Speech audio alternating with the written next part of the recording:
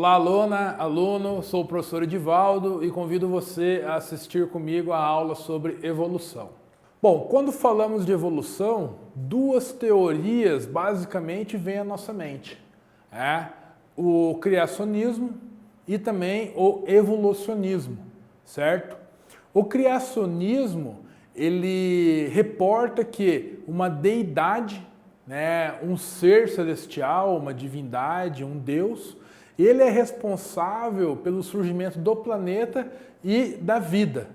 Tá? Então, o criacionismo se baseia nesta teoria, onde um ser divino criou o planeta e, consequentemente, a vida. Enquanto que o evolucionismo, ele propõe que a evolução das espécimes por meio da seleção natural, conforme ocorrem as mudanças ambientais. Então, basicamente é o quê? Tempo e ambiente vão selecionar os indivíduos. Então, essa teoria ela foi muito defendida por Charles Darwin. Alguns dizem que é a teoria do darwinismo. Okay? Então, quando você lê lá darwinismo, Charles Darwin, você automaticamente remete o quê? Ao evolucionismo, onde ele dizia o quê? Que todos nós possuímos um ancestral em comum. E essa diversidade de espécimes que ocorre hoje é resultado de uma ação do ambiente por um determinado espaço de tempo, certo? Então, olha só, a evolução biológica, ela ocorre da modificação e adaptação das espécimes ao longo do tempo, certo? Então, a diversidade de seres vivos existentes hoje é uma transformação e adaptação das espécimes nos ambientes variados. Lembrando que, antigamente, nos primórdios da vida e do surgimento do planeta, quais eram os ambientes que existiam na Terra? Aquático e terrestre. Tá? O surgimento ocorreu no meio aquático, vindo para o meio terrestre, e ao longo desse espaço de tempo todo, aí, 500 milhões de anos, foi ocorrendo aí o surgimento de novas espécies, gerando o resultado dessa diversidade toda existente. Todos os seres vivos compartilham o mesmo ancestral. Então, quais são as evidências da evolução biológica? Registro fóssil.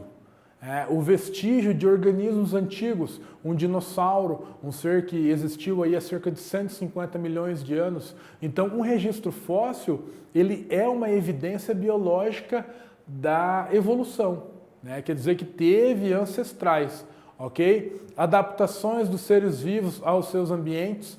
Um exemplo, camuflagem e mimetismo.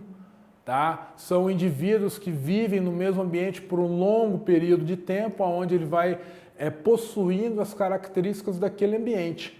Porque houve uma seleção onde o indivíduo que se camuflava, ele conseguia capturar seu alimento, conseguia se reproduzir e ele consegue passar essas características para os seus descendentes. Lembrando que na teoria do evolucionismo, não é o mais inteligente ou o mais forte que sobrevive, é o mais adaptado.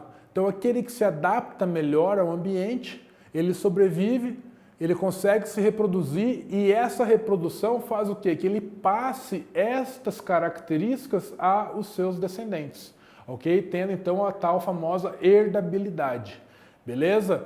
Outra evidência da evolução biológica é a semelhança entre as espécimes. O que é essa semelhança? São resquícios que ficam em algumas espécimes do ancestral em comum. Então, é bem visível de notar isso no desenvolvimento embrionário. Nessa imagem aqui, a gente pode notar uma tartaruga, uma galinha e um homem, um ser humano. Vejam que nesta fase, no início do desenvolvimento, nós possuímos as mesmas características. Tá? Isso porque nós possuímos um ancestral em comum. Tá? Qual que é a principal característica que a gente pode notar? A presença da coluna vertebral. Ok? Mecanismos da evolução biológica. A mutação, tá? Ela causa uma alteração no material genético. Isso daí pode gerar novas características, novas habilidades, consequentemente uma nova espécie ou uma adaptação de uma espécie já existente. né? A seleção natural, o indivíduo mais adaptado, aquilo que eu falei, o indivíduo mais adaptado é o que vai se reproduzir, o que vai passar essas características para a geração futura, gerando o quê? Uma herdabilidade, uma hereditariedade, ok?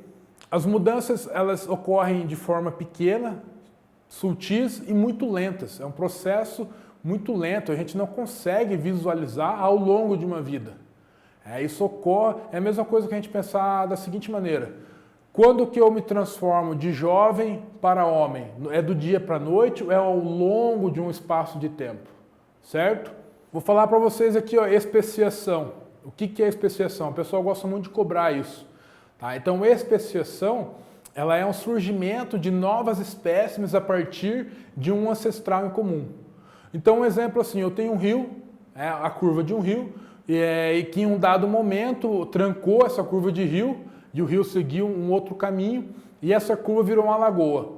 As espécimes de peixes que existem ali, durante um tempo, não têm contato com o rio. Então elas começam a se adaptar àquele ambiente. Antes que era um rio, uma água corrente, agora é uma água parada.